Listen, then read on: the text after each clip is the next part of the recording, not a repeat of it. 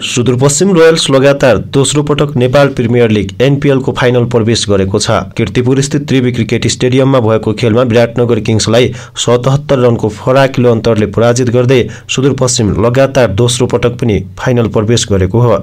आज भएको खेलमा पराजय बेहोरेको विराटनगर भने एलिमिनेटर खेलको विजेतासँग प्रतिस्पर्धा गर्नेछ।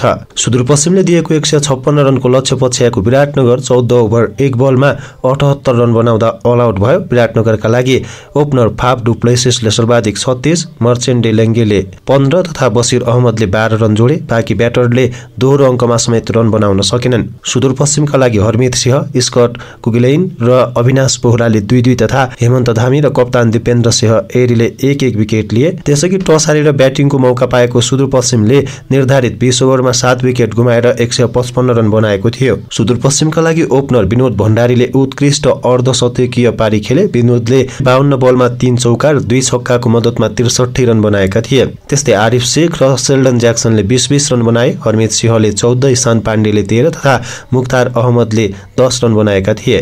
विराटनगरका लागि बोलिङमा प्रतीश जेसी, मर्चेन्ट डेलेङ्गेले 2-2 तथा सूर्य तामाङ र साम एजरेटले 1-1 विकेट लिएका थिए। सुदूरपश्चिमले लगातार दोस्रो पटक फाइनल यात्रा तय गरेको हो। यसअघि पहिलो संस्करणको एनपीएलमा सुदूरपश्चिम जनकपुर बोल्टसँग फाइनलमा पराजित भएको थियो।